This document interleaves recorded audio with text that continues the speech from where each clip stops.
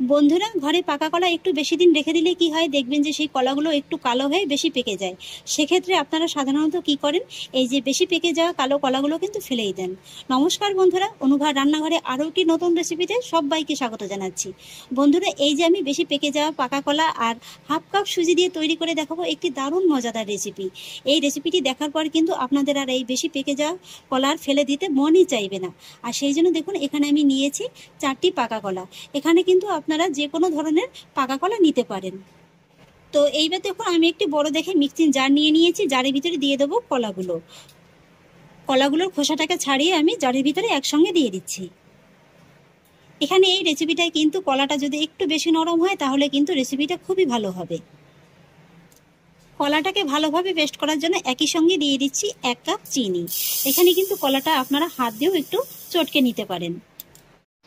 তবে এইভাবে একটু মিক্সিং জারে করে পেস্ট করে নিলে কি হয়, পেস্ট করাটা খুবই সহজ হয়, খুবই তাড়াতাড়ি হয়ে যায়। এবার আমি পেস্ট করে নেওয়া কলাটা একটি বড় জায়গার ভিতরে ঢেলে নেব। এখানে কিন্তু বন্ধুরা, কলাটা পেস্ট করতে আলাদা করে কোনো জলের ব্যবহার করার প্রয়োজন নেই। আর এবার আমি পেস্ট করে নেওয়া কলার ভিতরে দিয়ে দেব হাফ কাপ সুজি। এখানে দেখুন বন্ধুরা, আমি এই কাপের 1 কাপ চিনি নিয়েছিলাম আর নিয়ে নিচ্ছি সেই সঙ্গে হাফ কাপ সুজি। এবার আমি সুজিটাকে কলার পেস্টের সঙ্গে একবার ভালোভাবে মিশিয়ে নেব। সুজিটাকে আমি কলার পেস্টের সঙ্গে ভালোভাবে মিশিয়ে নিয়েছি। তারপর আমি এর ভিতরে অ্যাড করব যে কাপটা মেপে চিনি নিয়েছিলাম সেই কাপেরই 1.5 কাপ ময়দা।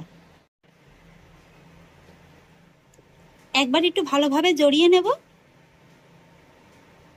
এইভাবে হালকা করে একটু জড়িয়ে নেওয়ার পরে এবার আমি এর ভিতরে অ্যাড করব অল্প অল্প করে জাল করে রাখা তরল দুধ।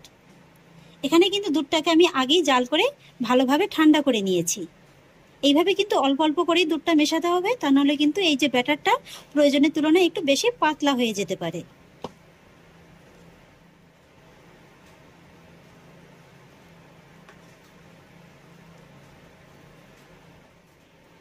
অল্প অল্প করে দুধ দিয়ে আমি ব্যাটারটিকে খুব সুন্দর করে তৈরি করে নিয়েছি। আর এবার আমি এই ব্যাটারের ভিতরে অ্যাড করব স্বাদ অনুযায়ী লবণ, স্বাদের ব্যালেন্সটা ঠিক রাখার জন্য। আর সেই সঙ্গে অ্যাড করব 1 চা চামচ মৌরি। এবার ফাইনালি আমি ব্যাটারটিকে খুব ভালোভাবে তৈরি করে নেব। ফাইনালি আমি ব্যাটারটিকে খুব স্মুথলি ভাবে তৈরি করে নিয়েছি। আর আশা করি নিশ্চয়ই দেখে বুঝতে পারছেন যে ব্যাটারটি ঠিক কতটা ঘনত্বের রাখতে হবে। এই যে দেখুন বন্ধুরা, এর থেকে কিন্তু খুব বেশি পাতলা করা যাবে না। আর এবার আমি এই ব্যাটারটিকে এইভাবে ঢাকা চাপা দিয়ে রেস্টে রেখে দেবো 20 মিনিটের মতো। যেহেতু এর ভিতরে সুজিটা দেওয়া আছে, তাই 20 মিনিটের ভিতরে কিন্তু সুজিটা খুব সুন্দরভাবে ব্যাটারের সঙ্গে সেট হয়ে যাবে। 20 মিনিট রেস্টে রাখার কারণে কিন্তু এর ভিতরে সুজিটা যে দিয়েছিলাম সেটা খুব সুন্দরভাবে একেবারে ভিজে গিয়েছে। আর ব্যাটারটিও কিন্তু খুব সুন্দরভাবে সেট হয়ে গেছে। আর হ্যাঁ বন্ধুরা, আপনাদের আর বেশিক্ষণ অপেক্ষা করাবো না। আজকে আমি আপনাদের তৈরি করে দেখাবো পাকা কলা দিয়ে মালপোয়া রেসিপি। আর এইভাবে পাকা কলার মালপোয়া বানিয়ে কিন্তু আপনারা ভগবানের ভোগেও নিবেদন করতে পারেন। সেক্ষেত্রে শুধু এখানে আপনারা লবণটাকে স্কিপ করে যেতে পারেন। আর এবার মালপোয়াগুলো ভাজার জন্য আমি একটি কড়াইতে বেশ কিছুটা পরিমাণে সাদা তেল মিডিয়াম আঁচে খুব ভালোভাবে গরম করে নিয়েছি। এবার আমি 1 হাতার মতো ব্যাটার এই গরম তেলের ভিতরে দিয়ে দেব। আর মালপোয়াগুলো ভাজার সময় কিন্তু গ্যাসের আঁচটাকে মিডিয়াম হাইয়ের মাঝামাঝি রেখে ভেজে নিতে হবে। উপর থেকে এইভাবে একটু তেলটাকে ছড়িয়ে দেবো, এতে করে মালপোয়াটা সব দিকে সমানভাবে ভাজা হয়ে যাবে।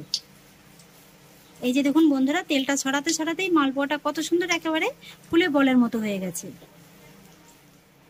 আর এইভাবেই কিন্তু একটু উল্টে পাল্টে মালপোয়াগুলোকে খুব সুন্দর করে লাল করে ভেজে নিতে হবে। এইভাবেই উল্টে পাল্টে আমি মালপোয়াটাকে খুব সুন্দর করে লাল করে ভেজে নিয়েছি। এই যে দেখুন বন্ধুরা, আমার মালপোয়াটা কিন্তু ভাজা হয়ে গেছে, গরম তেল থেকে তুলে নিয়েছি। আর মালপোয়াটা দেখুন দেখতে বন্ধুরা কতটা লোভনীয় লাগছে, ফুলে দেখুন একেবারে বলের মতো হয়ে গেছে। কিন্তু তেলটাকে ভালোভাবে ঝরিয়ে নেব। আবারও 1 হাতার মতো ব্যাটার আমি গরম তেলের ভিতরে দিয়ে দেব।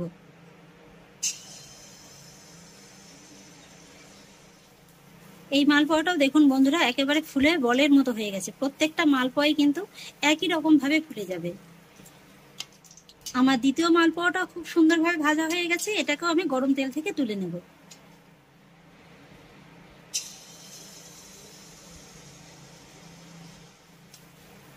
আশা করছি নিশ্চয়ই দেখে বুঝতে পারছেন যে প্রত্যেকটা মালপোয়াই কিন্তু একই রকম ভাবে ফুলে যাবে। এই যে দেখুন, এটাও কিন্তু খুব সুন্দরভাবে একেবারে ফুলে গিয়েছে। কয়েকটি মালপোয়া ভেজে আমি একটি সার্ভিং প্লেটে সার্ভ করে নিয়েছি। এখানে বন্ধুরা আমি ঠিক যতটা ব্যাটার গুলেছি তাতে কিন্তু অনেকগুলো মালপোয়া হবে। এখানে আমি অল্প কয়েকটি ভেজে আপনাদের দেখিয়ে দিচ্ছি। এই যে দেখুন মালপোয়াগুলো দেখতে কতটা লোভনীয় লাগছে। প্রত্যেকটা মালপোয়ায় দেখুন একেবারে কিন্তু ফুলকো ফুলকো বালিশের মতো হয়েছে। আমি ঠিক যেভাবে ব্যাটারটা গুলেছি আপনারা যদি ঠিক এইভাবে ব্যাটারটা গোলেন তাহলে কিন্তু এইভাবে আপনাদের মালপোয়াগুলো একেবারে ফুলে বলের মতো হয়ে যাবে। আর এইভাবেই কিন্তু 2 থেকে 3 দিনের মতো এরকমই ফুলকো ফুলকো থাকবে আর নরম তুলতুলে থাকবে। একটা মালপোয়া আমি আপনাদের একটু ভেঙে দেখিয়ে দিচ্ছি। এই যে দেখুন বন্ধুরা, মালপোয়ার ভিতরে কিন্তু অসংখ্য জালিদার তৈরি হয়েছে।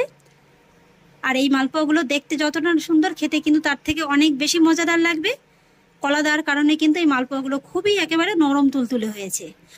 তাহলে আশা করছি বন্ধুরা এরপর থেকে আর বেশি পেকে যাওয়া কলা আপনারা আর ফেলে দেবেন না। এইভাবেই কিন্তু মালপোয়া বানিয়ে পরিবারের সকলকে একেবারে খুশি করিয়ে দিতে পারেন। আশা করছি বন্ধুরা আমার আজকের এই রেসিপিটি আপনাদেরও খুব ভালো লেগেছে। যদি ভালো লেগে থাকে তাহলে আমাকে অবশ্যই একটা লাইক এবং কমেন্ট করবেন, সেই সঙ্গে বন্ধুদের সঙ্গে শেয়ার করবেন। আর প্লিজ বন্ধুরা যদি আমার পরিবারের নতুন সদস্য হয়ে থাকেন তাহলে একটা সাবস্ক্রাইব করে পাশে থাকা বেল আইকনটি প্রেস করে দেবেন। ফিরে আসছি এরকমই পরের অন্য কোনো নতুন রেসিপি নিয়ে। সবাই ভালো থাকুন, সুস্থ থাকুন। ধন্যবাদ।